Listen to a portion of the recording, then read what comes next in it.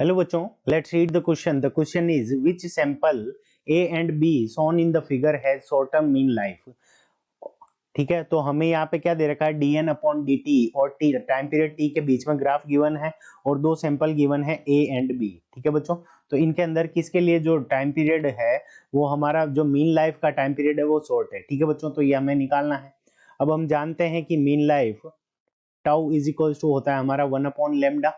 ठीक है, यानी हम क्या कह सकते हैं कि जो हमारा टाउ होता है वो लेमडा के क्या होता है, इनवर्सली प्रोपोर्शनल होता है. ठीक है बच्चों, तो यानी जिसका डीके रेट डीके कांस्टेंट ज्यादा होगा उसका जो मीन लाइफ होगा वो हमारा क्या होगा, शॉर्टर होगा. ठीक है बच्चों, तो अब देखो दोनों के लिए डीके कांस्टेंट निकालते हैं.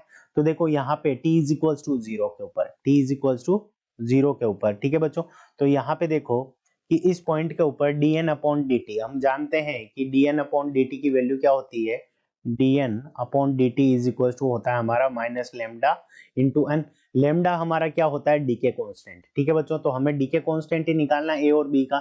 दोनों में से किसका ज्यादा है, जिसका डीके कांस्टेंट ज्यादा होगा उसका जो मीन लाइफ होगी वो शॉर्टर होगा. ठीक है बच्चों, तो अब देखो हमें क्या दे रखा है, dn upon dt is equal to minus lambda. और अगर हम time period t is equal to zero पे ऊपर देखें 8 time t is equal to zero, तो यहाँ पे दोनों एक ही पॉइंट पे मिल रहे हैं. इसका मतलब a और b के लिए जो डीके कांस्टेंट डीके रेट होगी dn upon dt, dn upon dt for a और dn upon dt for b.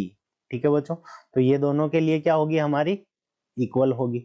ठीक है, अब देखो हमें क्या निकालना है. अब देखो यहाँ पे हमें dn अपॉन dt और t के बीच में ग्राफ गिवन है, तो अगर यहाँ पे इस पॉइंट के ऊपर अगर हम स्लोप देखें तो a के लिए अगर हम स्लोप देखें तो हमें क्या निकालना पड़ेगा कि a के इस ग्राफ के ऊपर हमें क्या निकालनी पड़ेगी, एक टेंजेंट ड्रॉ करनी पड़ेगी. तो यहाँ पे टेंजेंट ड्रॉ होगी ये a के लिए.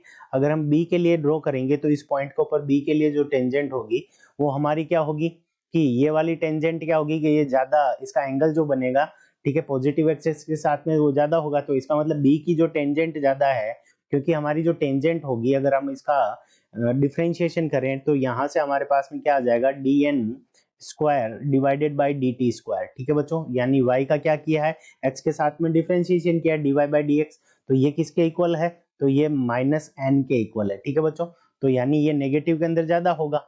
ठीक है, तो इसका मतलब क्या हो जाएगा कि लेमडा बी की वैल्यू क्या हो जाएगी, लेमडा ए से ज्यादा हो जाएगी, क्योंकि इसकी स्लोप ज्यादा है नेगेटिव के अंदर. ठीक है बच्चों, तो यहाँ लेमडा बी की वैल्यू लेमडा ए से ज्यादा हो गई.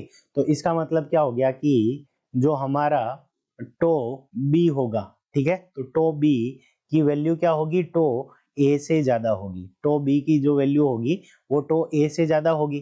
ठीक है, क्योंकि यहाँ से ये इनवर्सली प्रोपोर्शनल होते हैं और हमें शॉर्टर मीन लाइफ पूछी है, तो A will have shorter mean life. तो यहाँ पे क्या हो जाएगा, A will have A will have shorter, A will have shorter mean, A will have shorter mean life. ठीक है बच्चों, तो ए की जो मीन लाइफ होगी वो हमारी क्या होगी, शॉर्टर होगी, यानी वो छोटी होगी. ठीक है बच्चों, तो यही हमें बताना था और यही हमारे इस क्वेश्चन का करेक्ट आंसर है, A will have shorter mean life. I hope you understood it well. All the best.